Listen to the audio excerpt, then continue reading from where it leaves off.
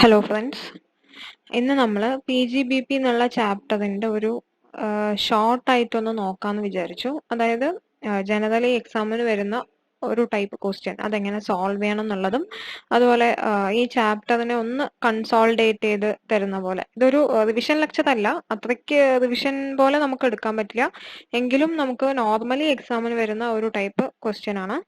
പിന്നെ ഒരു കാര്യം കൂടെ പറയാനുള്ളത്, ഞാൻ വീഡിയോസിന്റെ ഒപ്പം തന്നെ ഇതിന്റെ ഈ സ്ലൈഡിന്റെ PDF നോട്ട്സ് ആയിട്ട് നിങ്ങൾക്ക് യൂസ് ചെയ്യാവുന്ന PDF ഈ അടുത്തായിട്ട് ഡിസ്ക്രിപ്ഷൻ ബോക്സിൽ ലിങ്ക് കൊടുത്തു തുടങ്ങിയിട്ടുണ്ട്. അപ്പൊ അത് ശ്രദ്ധിക്കാത്തവരാണെങ്കിൽ അത് വേണമെങ്കിൽ ഒന്ന് യൂസ് ചെയ്യാം നിങ്ങൾക്ക്. ഇപ്പൊ ഇൻ കേസ് നിങ്ങൾക്ക് മൊബൈലിലൊക്കെ നോക്കുകയാണെങ്കിൽ ഇത് അത്രയ്ക്ക് ക്ലിയർ ആവുന്നില്ലെങ്കിൽ നിങ്ങൾ അത് ഡൗൺലോഡ് ചെയ്ത് വെച്ച് നോക്കിക്കോളൂ. ചില വീഡിയോസിന്റെ ഒക്കെ കൊടുത്തിട്ടുണ്ട്. എന്തായാലും PGBP ഒരു ലാസ്റ്റ് 2-3 വീഡിയോസിന്റെ ഒക്കെ ഞാൻ കൊടുത്തിട്ടുണ്ട്. അപ്പൊ ഇത് എല്ലാ വീഡിയോസും കണ്ടു കഴിഞ്ഞിട്ട് ലാസ്റ്റ് ഇത് കണ്ടാലും മതി. ഒരു ഐഡിയ തരാൻ വേണ്ടിയിട്ടാണ്. അതായത് പലർക്കും PGBP എന്നുള്ള ചാപ്റ്റർ എപ്പോഴും ഒരു കൺഫ്യൂഷൻ ഉണ്ടാക്കുന്നതും, അതുപോലെ തന്നെ നല്ല വലിയ ചാപ്റ്റർ എന്ന് പറഞ്ഞ് പലരും സ്കിപ്പ് ചെയ്യുന്നതുമാണ്. അപ്പൊ അത് അത്ര പേടിക്കാൻ ഇല്ല എന്ന് പറഞ്ഞ് നിങ്ങൾക്ക് ഒരു കോൺഫിഡൻസ് തരാൻ വേണ്ടിയിട്ടാണ് ഈ വീഡിയോ. ഇത് നിങ്ങൾ ഒന്ന് ഫസ്റ്റ് കാണണം എന്ന് ആഗ്രഹമുള്ളവർ ഫസ്റ്റ് കണ്ടോളൂ, കുഴപ്പമില്ല. ഫൈനൽ ലാസ്റ്റ് ആയിട്ട് കാണണം എന്നുള്ളവർക്ക് ലാസ്റ്റ് കണ്ടാലും മതി. അപ്പോൾ നമ്മൾ ഇത് തുടങ്ങാൻ പോകുന്നത് അക്കൗണ്ടൻസിയുടെ ഭാഗത്തു നിന്നാണ്. അപ്പോൾ ഇതൊരു ട്രേഡിംഗ് അക്കൗണ്ട് ആണ്. ഇത് ഞാൻ നെറ്റിൽ നിന്ന് അങ്ങനെ ഡൗൺലോഡ് ചെയ്താണ്. ഒരു ട്രേഡിംഗ് അക്കൗണ്ടിന്റെ ഫോർമാറ്റ് നിങ്ങൾ എത്രയോ ട്രേഡിംഗ് അക്കൗണ്ട് ചെയ്തിട്ടുണ്ടാവും, അക്കൗണ്ടൻസിയിൽ നിങ്ങൾക്ക് പഠിക്കാനും ഉണ്ട്. ഇതൊരു സാധാരണ ട്രേഡിംഗ് അക്കൗണ്ട്. അതേപോലെ തന്നെ ഇതിന്റെ കണ്ടിന്യൂഷൻ ആയിട്ട് അതിന്റെ പ്രോഫിറ്റ് ആൻഡ് ലോസ് അക്കൗണ്ടും വെച്ചിട്ടുണ്ട്.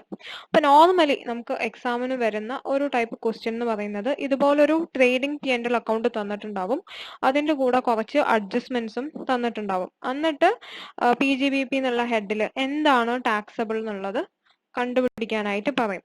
അപ്പൊ നമ്മൾ ഇന്ന് നമ്മുടെ അനാലിസിസ് ഈ trading profit and loss account എന്നാണ് തുടങ്ങുന്നത്. അപ്പൊ നമുക്കിതെങ്ങനെ എളുപ്പത്തിൽ നിങ്ങൾക്ക് ഈ കാര്യം ഒന്ന് തലയിൽ കയറ്റാനാണ് ഞാനിത് പറഞ്ഞു തരുന്നത്. അതിന് വേണ്ടിയിട്ടുള്ള കുറച്ച് പോയിന്റ്സ് ഞാനിവിടെ നോട്ട് ചെയ്തിട്ടുണ്ട്. ഇതൊരു കംപ്ലീറ്റ് ലിസ്റ്റ് ആയിട്ട് നിങ്ങൾ എടുക്കണ്ട, ഞാൻ ഏകദേശം എന്നെ കൊണ്ടാവുന്ന രീതിയിൽ ഞാൻ വെറുതെ കുറച്ച് സ്റ്റെപ്സ് എന്നുള്ള രീതിയിൽ ഇട്ടുന്നേ ഉള്ളൂ, നിങ്ങൾക്ക് ഒന്ന് ഹെൽപ്ഫുൾ ആവാൻ വേണ്ടിയിട്ട്. അപ്പൊ ആദ്യത്തെ കാര്യം, ഈ ഹെഡിൽ, അതായത് ഈ ഹെഡ് ഓഫ് ഇൻകത്തിൽ എന്ത് ഇൻകം ആണ് ചാർജബിൾ? ഈ ഹെഡ് ഓഫ് ഇൻകം എന്ന് പറയുമ്പോൾ profits and gains of business and profession അല്ലെ. ബിസിനസ് എന്നും പ്രൊഫഷൻ എന്നും ഉള്ള പ്രോഫിറ്റ്സും ഗെയിൻസും ആണ് ഈ ഒരു ഹെഡിൽ നമുക്ക് ചാർജബിൾ. അപ്പോ നമുക്ക് ഇവിടെ കിട്ടുന്ന പ്രോഫിറ്റ് ആണല്ലോ ഇവിടുത്തെ നമ്മുടെ ഇൻകം എന്ന് പറയുന്നത് അല്ലെ. ബിസിനസിന്റെ ഇൻകം എന്ന് പറയുന്നത്, അല്ലെങ്കിൽ ബിസിനസിന്റെ ഗെയിൻ എന്ന് പറയുന്നത് നമ്മൾ ഈ കണ്ടുപിടിച്ചിട്ടുള്ള നെറ്റ് പ്രോഫിറ്റ് ആണ്. പക്ഷേ പലപ്പോഴും ഈ നെറ്റ് പ്രോഫിറ്റ് നമ്മൾ കണ്ടുപിടിക്കാനായിട്ടാണ് ഈ ട്രേഡിംഗ് P&L അക്കൗണ്ട് ഉണ്ടാക്കിയിട്ടുള്ളത്. എങ്കിലും പലപ്പോഴും ഈ P&Lന്റെ ക്രെഡിറ്റ് സൈഡ് ഒന്ന് നോക്കിക്കഴിഞ്ഞാൽ, ഇപ്പൊ ട്രേഡിംഗ് അക്കൗണ്ടിൽ ക്രെഡിറ്റ് സൈഡിലുള്ളത് സെയിൽസും റിട്ടേൺസും ക്ലോസിംഗ് സ്റ്റോക്കും, അത് കുഴപ്പമില്ല. പക്ഷെ ഇവിടെ നോക്കൂ, പ്രോഫിറ്റ് ആൻഡ് ലോസ് അക്കൗണ്ടിന്റെ ക്രെഡിറ്റ് സൈഡ് നോക്കുമ്പോൾ വേറെ പല ഇൻകവും കയറി വന്നിട്ടുണ്ട് അല്ലെ. അപ്പൊ ഇത് ഫുള്ളി നമുക്ക് ബിസിനസ് നിന്ന് മാത്രം കിട്ടിയ ഇൻകം ആണോ? അല്ല. അപ്പൊ അങ്ങനെയുള്ള വല്ല ഇൻകം ഉണ്ടെങ്കിൽ അത് നമുക്ക് ഈ ഹെഡിൽ ടാക്സ് ചെയ്യാൻ പറ്റുമോ? ഇല്ല. അതുകൊണ്ടാണ് നമുക്ക് കുറെ അഡ്ജസ്റ്റ്മെന്റ് ചെയ്യേണ്ടി വരുന്നത്. അതായത് നമ്മുടെ അക്കൗണ്ടിങ് പോയിന്റ് ഓഫ് വ്യൂല് നമ്മൾ ചെയ്യുന്നത് ശരിയാണ്. നമ്മൾ അക്കൗണ്ടൻസിയിൽ ഇപ്പോൾ ഈ പ്രോബ്ലം ഇങ്ങനെ വന്നു കഴിഞ്ഞാൽ നമ്മൾ ഇതുപോലെ തന്നെ ചെയ്യുള്ളൂ, ഞാൻ ഇല്ല എന്ന് പറയുന്നില്ല. പക്ഷെ ഇൻകം ടാക്സ് ആക്ട് പ്രകാരം ടാക്സബിൾ ആയിട്ടുള്ള ഇൻകം കണ്ടുപിടിക്കുമ്പോൾ നമ്മൾ ഹെഡുകളായി തിരിച്ചിട്ടാണ് ടാക്സബിലിറ്റി അല്ലെങ്കിൽ ടോട്ടൽ ഇൻകം നമ്മൾ കണ്ടുപിടിക്കുന്നത്. അതുകൊണ്ട് തന്നെ വേറെ ഏതെങ്കിലും ഹെഡിൽ പെടേണ്ട ഇൻകം ഇതിൽ വന്നിട്ടുണ്ടെങ്കിൽ അത് നമ്മൾ ഒഴിവാക്കാൻ ശ്രദ്ധിക്കണം. അതുകൊണ്ട് തന്നെ ഇപ്പൊ ഇതിൽ ഈ ഇൻട്രസ്റ്റ് ഏൺഡ് എന്ന് പറയുന്നത് ഇൻകം ഫ്രം അതർ സോഴ്സസിൽ ടാക്സബിൾ ആയിട്ടുള്ള കാര്യമാണ്. ഡിവിഡൻഡ് ആണെങ്കിലും ഇൻകം ഫ്രം അതർ സോഴ്സസ് എന്നുള്ള പർവ്യൂല് വരുന്നതാണ്. റെന്റ് റിസീവ്ഡ് ആണെങ്കിൽ നമ്മൾ ഓൾറെഡി പഠിച്ചു, ഹൗസ് പ്രോപ്പർട്ടിയിൽ വരേണ്ടതാണ്. പിന്നെ profit on sale of fixed asset, അത് മിക്കവാറും നമ്മൾ ആ ഡിപ്രീസിയേഷൻ എന്നുള്ളതിൽ ലിങ്ക് ചെയ്തിട്ടാണല്ലോ നോക്കേണ്ടത്. അപ്പൊ അത് ഇവിടെ അല്ലല്ലോ, ഷോർട്ട് ടേം ക്യാപിറ്റൽ ഗെയിൻ എന്നുള്ളതിലാണ് വരേണ്ടത്. പിന്നെ ഇൻവെസ്റ്റ്മെന്റ് ചിലപ്പോൾ നമുക്ക് ബിസിനസ് റിലേറ്റഡ് ആയിരിക്കാം. അപ്പൊ അത് ഞാൻ അങ്ങനെ കറക്റ്റ് ആയിട്ട് പറയുന്നില്ല, ചിലപ്പോൾ അത് നമ്മുടെ ഇൻകം ഫ്രം അതർ സോഴ്സസിലായിരിക്കാം. അപ്പൊ അത് ഏത് ടൈപ്പ് ഓഫ് ഇൻവെസ്റ്റ്മെന്റ് ആണ് അതിനൊക്കെ അനുസരിച്ചുണ്ടാവും. ഇൻവെസ്റ്റ്മെന്റ് പോട്ടെ, ബാക്കിയുള്ള ഇൻകം എങ്കിലും നമുക്ക് പെട്ടെന്ന് കാണുമ്പോൾ തന്നെ അത് ഈ ഹെഡിലെല്ലാം അറിയുന്നതാണ് അല്ലെ. അപ്പോൾ എക്സാം പോയിന്റ് ഓഫ് വ്യൂല് പറയുകയാണെങ്കിൽ നിങ്ങൾക്ക് ഇങ്ങനെ ഒരു ക്വസ്റ്റ്യൻ ആയിരിക്കും തരിക. അതിന്റെ ക്രെഡിറ്റ് സൈഡ് നോക്കുമ്പോൾ തന്നെ അതിൽ കാണും, ഇൻകം നോക്കുമ്പോൾ വേറെ ഓരോ ഹെഡിൽ ടാക്സബിൾ ആയിട്ടുള്ള ഇൻകം കാണുകയാണെങ്കിൽ അപ്പൊ തന്നെ നമ്മൾ മനസ്സിലാക്കേണ്ട കാര്യം, ഈ ഇൻകം ഒക്കെ ആഡ് ചെയ്തിട്ടാണ് ഈ നെറ്റ് പ്രോഫിറ്റ് വന്നിട്ടുള്ളത്. അപ്പൊ ഈ ഇൻകം ഒക്കെ ബിസിനസിന്റെ ഇൻകം അല്ലല്ലോ. അതുകൊണ്ട് തന്നെ ഈ നെറ്റ് പ്രോഫിറ്റ് ഇതൊക്കെ മൈനസ് ചെയ്യാൻ മൈനസ് ചെയ്താലേ നമുക്ക് കറക്റ്റ് ആയിട്ടുള്ള ബിസിനസ് പ്രോഫിറ്റ് അറിയാൻ പറ്റുള്ളൂ. അതുകൊണ്ടാണ് നെറ്റ് പ്രോഫിറ്റ് എന്ന് ഇങ്ങനെ വേറെ ഹെഡിലുള്ള ഇൻകം ഉണ്ടെങ്കിൽ അത് ലെസ് ചെയ്യണമെന്ന് പറയുന്നത്. ഓക്കെ, അപ്പൊ ഇൻകം സൈഡ് തൽക്കാലത്തേക്ക് ഇപ്പോൾ ഇത്രയും കാര്യങ്ങൾ മനസ്സിലാക്കി വെക്കാം. അടുത്തത് നമുക്ക് എക്സ്പെൻസിന്റെ സൈഡ് ഒന്ന് നോക്കാം. അപ്പൊ ട്രേഡിംഗ് അക്കൗണ്ടിൽ കുഴപ്പമൊന്നുമില്ല, എക്സ്പെൻസസ് പ്രത്യേകിച്ചൊന്നും കാണുന്നില്ല. ഇവിടെ വരികയാണെങ്കിൽ എന്താ വരിക ചോദിച്ചാൽ, ഇപ്പൊ ചിലപ്പോ പ്രൊപ്പറേറ്റർ സ്വന്തം ആവശ്യത്തിന് വേണ്ടി ഗുഡ്സ് എടുത്തിട്ട് പോയി എന്ന് പറഞ്ഞിട്ടുണ്ടെങ്കിൽ, അങ്ങനെ അപ്പൊ പേഴ്സണൽ എക്സ്പെൻസ് ആണെങ്കിൽ അത് വരരുതെന്നുണ്ട്. അത് മിക്കവാറും ഇവിടെ ലെസ് ഡ്രോയിങ്സ് എന്ന് പറഞ്ഞ് കാണിച്ചിട്ടുണ്ടെങ്കിൽ ഓക്കെയാണ്, അത് കാണിച്ചിട്ടില്ലെങ്കിൽ അപ്പൊ അതിന്റെ ഒരു അഡ്ജസ്റ്റ്മെന്റ് വരും.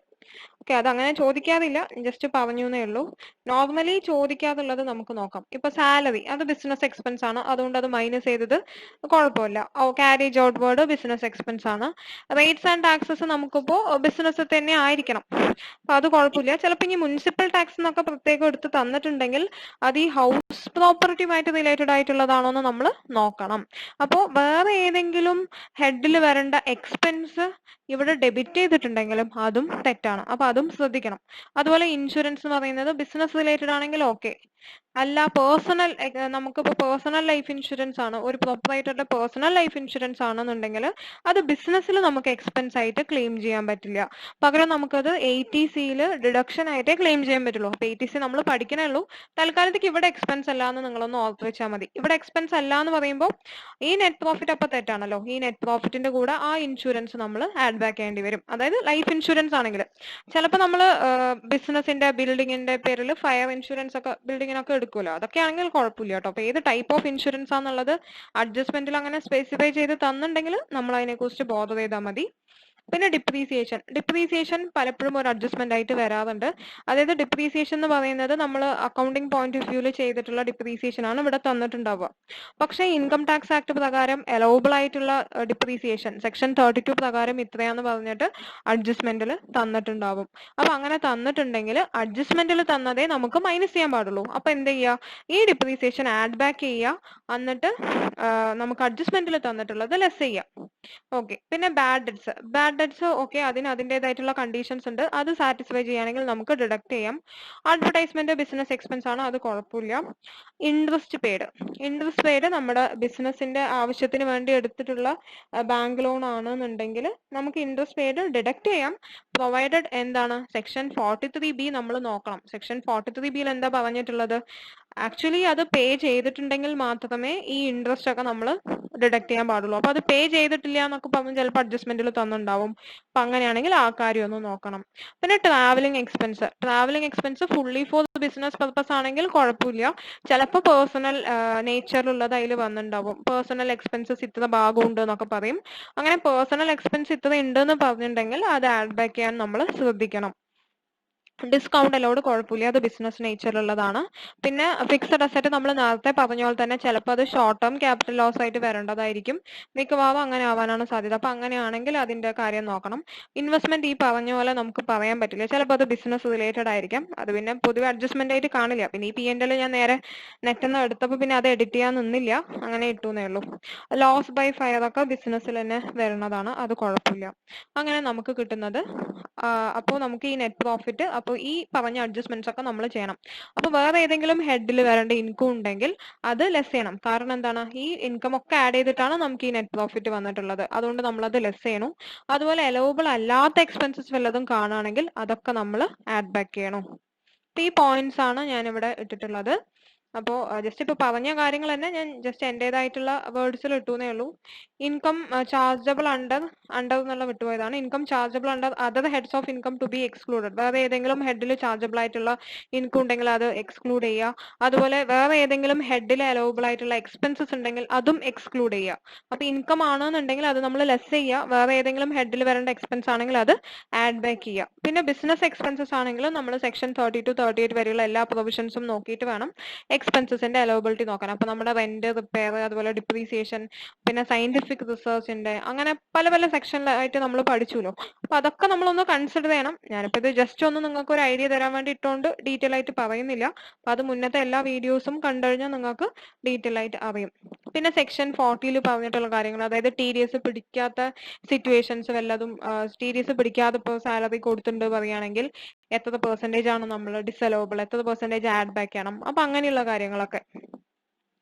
അതേപോലെ തന്നെ സെക്ഷൻ 40A3 ഇത്, അതായത് നമ്മൾ ബാങ്കിങ് ചാനൽസ് വഴിയല്ലാതെ പേയ്മെന്റ് ഇന്നേ 10,000 മേലെ കൊടുക്കുകയാണെങ്കിൽ അത് ഡിസലൗഡ് ആണോ എന്നുള്ള കാര്യങ്ങൾ അത് നമ്മൾ ചെക്ക് ചെയ്യണം. ചിലപ്പോൾ അഡ്ജസ്റ്റ്മെന്റിൽ പറയും ഇപ്പോൾ ഏതെങ്കിലും ഒരു എമൗണ്ട്, അപ്പോൾ അഡ്വർടൈസിംഗിന്റെ എമൗണ്ട് 20,000 രൂപ ക്യാഷിൽ കൊടുത്തു ഇന്നേ ഒരൊറ്റ ദിവസം നമ്മൾ അങ്ങനെ കൊടുത്തു എന്ന് പറഞ്ഞാൽ അപ്പൊ അത് എക്സ്പെൻസ് ആയിട്ട് ബിസിനസ് എക്സ്പെൻസ് ആണോ ചോദിച്ചാൽ അതെ, പക്ഷേ അതെന്താണ് അലൗബിൾ അല്ല, അതുകൊണ്ട് തന്നെ അത് ആഡ് ബാക്ക് ചെയ്യണം. അപ്പൊ അങ്ങനെയുള്ള കാര്യങ്ങൾ വല്ലതും അഡ്ജസ്റ്റ്മെന്റിൽ തന്നിട്ടുണ്ടെങ്കിൽ അത് പ്രത്യേകം ശ്രദ്ധിക്കണം. പിന്നെ check whether provisions of section 43B are violated. 43B ഇപ്പൊ പറഞ്ഞ പോലെ തന്നെ ആക്ച്വലി പേ ചെയ്താൽ മാത്രമേ നമുക്ക് ഡിഡക്ഷൻ ആയിട്ട് ക്ലെയിം ചെയ്യാൻ പറ്റുള്ളൂ എന്നുള്ള എക്സ്പെൻസസ് ഉണ്ടാവും. അപ്പൊ അങ്ങനെ വല്ലതും ഉണ്ടെങ്കിൽ അത് വല്ലതും കംപ്ലൈ ചെയ്യാത്തതുണ്ടെങ്കിൽ അപ്പൊ നമ്മൾ ഡിസലോ ചെയ്യണമെങ്കിൽ അത് ആഡ് ബാക്ക് ചെയ്യണം. പിന്നെ ഡീംഡ് ഇൻകം എന്ന് വെച്ചാൽ പണ്ടെപ്പോഴെങ്കിലും നമ്മൾ ബാഡ് ഡെറ്റ്സ് ആയിട്ട് അലൗ ചെയ്തത് ഇപ്പൊ നമുക്ക് തിരിച്ചു കിട്ടിക്കഴിഞ്ഞാൽ ബാഡ് ഡെറ്റ്സ് റിക്കവേർഡ്, അല്ലെങ്കിൽ പണ്ടത്തെ ഏതെങ്കിലും ട്രേഡിംഗ് ലയബിലിറ്റി നമ്മൾ റൈറ്റ് ഓഫ് ചെയ്ത് പിന്നീട് തിരിച്ചു കിട്ടുകയാണെങ്കിൽ, അല്ല സോറി, ട്രേഡിംഗ് ലയബിലിറ്റി എന്ന് പറയുമ്പോൾ നമ്മുടെ ഏതെങ്കിലും ലയബിലിറ്റി അവർ വേണ്ട പറയുകയാണെങ്കിൽ അങ്ങനെ വല്ല സിറ്റുവേഷൻസ് അത് നമ്മൾ പ്രത്യേകം ഡിസ്കസ് ചെയ്തിട്ടുണ്ടെന്ന് നിങ്ങൾ അതൊന്ന് നോക്കിയാൽ മതി. അപ്പോൾ അങ്ങനെ ഉള്ള വല്ലതും ഉണ്ടെങ്കിൽ അതിന്റെ അഡ്ജസ്റ്റ്മെന്റ്സ് ഉണ്ടെങ്കിൽ അങ്ങനെ. അപ്പോൾ മാക്സിമം ഞാനൊക്കെ ഇട്ടിട്ടുണ്ട്. ഇതൊക്കെയാണ് പൊതുവെ നമുക്ക് വരുന്ന അഡ്ജസ്റ്റ്മെന്റ്സ് എന്ന് പറയാം. നിങ്ങൾക്കൊരു ഐഡിയ കിട്ടിയിട്ടുണ്ടാവും എന്ന് വിചാരിക്കണം. പിന്നെ ഇത് ഞാൻ CA മെറ്റീരിയലിൽ നിന്ന് എടുത്ത ഒരു ഇതാണ്. CA മെറ്റീരിയലിൽ നമുക്ക് തന്നിട്ടുള്ളതാണ് ഒരു ഫോർമാറ്റ് എന്ന് പറയാൻ. ഈ ഫോർമാറ്റ് ഞാനിപ്പോൾ തൽക്കാലത്തേക്ക് ഡിസ്കസ് ഒന്നും ചെയ്യണില്ല. നമ്മളിതിലിപ്പോൾ ഓരോ സെക്ഷനും നോക്കി നോക്കി വന്നതാണ്. അപ്പോൾ ജസ്റ്റ് ഇതിന്റെ നിങ്ങൾ PDF ഡൗൺലോഡ് ചെയ്തോളൂ. അപ്പൊ നിങ്ങൾക്ക് ഇത് ഓരോന്നൊന്ന് നോക്കി ഈ ഫോർമാറ്റ് നോക്കുമ്പോൾ തന്നെ ഇതിലെല്ലാം കവർ ആയിട്ടുണ്ടാവും. പേഴ്സണൽ എക്സ്പെൻസ്, അതുപോലെ ക്യാപിറ്റൽ എക്സ്പെൻഡിച്ചർ അലോബിൾ അല്ല, അങ്ങനെ എല്ലാം അവർ തന്നിട്ടുണ്ട്. അപ്പോൾ അതങ്ങനെ ഒന്ന് എക്സാമിനൊക്കെ പോകുമ്പോൾ ഒന്ന് വായിച്ചു വെച്ചാൽ നിങ്ങൾക്ക് ഇങ്ങനത്തെ ക്വസ്റ്റ്യൻ വരികയാണെങ്കിൽ അത് ഉപകാരപ്പെടും. ചിലപ്പോൾ ഇൻഡിവിജ്വലി ഉള്ള ക്വസ്റ്റ്യൻ വരികയാണെങ്കിൽ പറ്റില്ല, അല്ലാതെയുള്ള ക്വസ്റ്റ്യൻ വരുമ്പോഴാണ് ഇത് നമുക്ക് ഹെൽപ്പ് ചെയ്യുന്നത്. അപ്പോൾ ഏതൊക്കെ ആഡ് ചെയ്യണം, ഏതൊക്കെ ലെസ് ചെയ്യണം എന്നുള്ള കാര്യങ്ങൾ എല്ലാം നല്ല ക്ലിയർ ആയിട്ട് തന്നെ തന്നിട്ടുണ്ട്. ഇത് ഞാൻ ഒരു മോഡലുള്ള ക്വസ്റ്റ്യന്റെ ബേസ് ചെയ്തിട്ടാണ് ഇപ്പൊ പറഞ്ഞത്. പിന്നെ നമുക്ക് വരാവുന്ന ക്വസ്റ്റ്യൻ എന്ന് പറഞ്ഞാൽ ഈ ഇപ്പോൾ ടാക്സ് ഓഡിറ്റ്, അല്ലെങ്കിൽ പ്രിസംപ്റ്റീവ് ഇൻകം, അതുപോലെ നമ്മുടെ 44AE പ്രിസംപ്റ്റീവിൽ തന്നെ നമ്പർ ഓഫ് വെഹിക്കിൾസിനെ ബേസ് ചെയ്തിട്ടുള്ളത്, ആ ഭാഗത്തു നിന്നൊക്കെ ക്വസ്റ്റ്യൻ വരാം. പക്ഷെ ഇത് നോർമലി കണ്ടുവരുന്ന ഒരു റെഗുലർ ക്വസ്റ്റ്യൻ പോലെ ഉള്ളത് കൊണ്ട് ഞാനിത് ഒന്നും കൂടെ പറഞ്ഞു തന്നേ ഉള്ളൂ. കാരണം പൊതുവെ എല്ലാവരും PGBP ഭയങ്കര ബുദ്ധിമുട്ടെന്ന് പറയുന്നു, അതുകൊണ്ടൊന്ന് ഡിസ്കസ് ചെയ്തേ ഉള്ളൂ. ഏതായാലും ഡീറ്റെയിൽഡ് ആയിട്ടുള്ള ക്ലാസ് തന്നെ നിങ്ങൾ കേൾക്കുക. അപ്പോൾ ഞാൻ 9 വീഡിയോസോളം ഇട്ടുണ്ട്. അപ്പൊ എല്ലാ വീഡിയോസും കേട്ട് നോക്കുക, അപ്പൊ നിങ്ങൾക്ക് ഒരു ഐഡിയ കിട്ടും. പിന്നെ ഒരു കാര്യം കൂടെ പറയാനുള്ളത്, ഇപ്പോൾ അസസിയുടെ ചോയ്സ് പ്രകാരം അയാൾക്ക് ക്യാഷ് ബേസിസിലോ അല്ലെങ്കിൽ അക്രൂവൽ ബേസിസിലോ ബുക്സ് മെയിൻറ്റെയിൻ ചെയ്യാവുന്നതാണ്. അതിനനുസരിച്ചിട്ടാണ് അപ്പോൾ എക്സ്പെൻസസിന്റെ അലവബിലിറ്റി ഒക്കെ. ക്യാഷ് ബേസിസിലാണ് നമ്മൾ ബുക്ക് മെയിൻറ്റെയിൻ ചെയ്യുന്നതെങ്കിൽ ക്യാഷ് ബേസിസിലാണല്ലോ എക്സ്പെൻസസ് അലവബിൾ. പക്ഷേ എന്നാലും നമുക്കിപ്പോൾ സെക്ഷൻ 43B ഒക്കെ എന്തായാലും കംപ്ലൈ ചെയ്യണം. ഇപ്പോൾ ഒരാൾ മെർക്കന്റൈൽ ബേസിസിലാണ് ബുക്സ് മെയിൻറ്റെയിൻ ചെയ്യണമെന്ന് പറഞ്ഞിട്ട് അയാൾക്ക് എല്ലാ എക്സ്പെൻസസും അക്രൂവൽ ബേസിസിൽ അലൗഡ് ആയിട്ട് എടുക്കില്ല. കാരണം നമ്മൾ ഈ സെക്ഷൻ 43B പറഞ്ഞ പോലെ ആക്ച്വലി പേ ചെയ്താൽ മാത്രമേ ഇത് എടുക്കാൻ പാടുള്ളൂ എന്ന് നിയമത്തിലുള്ളതുകൊണ്ട് ആ നിയമം നമ്മൾ അങ്ങോട്ട് ഫോളോ ചെയ്തേ മതിയാവും. അപ്പൊ എല്ലാ സെക്ഷൻസിലും പറഞ്ഞിട്ടുള്ള കാര്യങ്ങൾ ആർക്ക് അപ്ലിക്കബിൾ ആണ് അതനുസരിച്ച് നമ്മൾ ഫോളോ ചെയ്യാൻ വേണം. അപ്പോൾ ഈ വീഡിയോ നിങ്ങൾക്ക് ഒന്നുകൂടെ ഹെൽപ്ഫുൾ ആയിട്ടുണ്ടാവും എന്ന് വിചാരിക്കുന്നു. Thank you.